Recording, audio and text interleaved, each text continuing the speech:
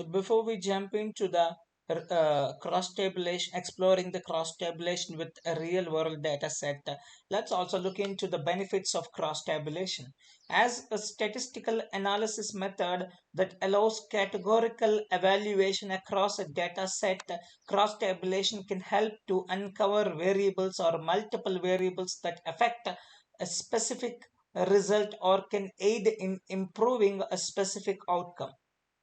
With the examples above, you should now have a good idea of how to how cross-tabulation can be used in certain contexts to get the clean insights. But there are several other benefits to cross-tabulation. The first one here is error reduction. So error reduction, analyzing data sets can be confusing, let alone accurately pulling insights from them. So using cross-tabulation, you can make your data sets more manageable at scale. So what they do is they simplify them and divide them into representative subgroups. That's what our cross-tabulation will do. So it will divide our data set or big data set into representative subgroups. Here I meant I said big, that I mean it's not big data, it's a huge amount of or large number of columns or features.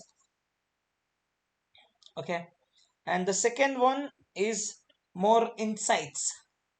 Cross-tabulation looks at the relationships between one or more categorical variables to uncover more granular insights. So these insights might go unnoticed with standard approaches or require more work to reveal. And the third benefit is actionable information.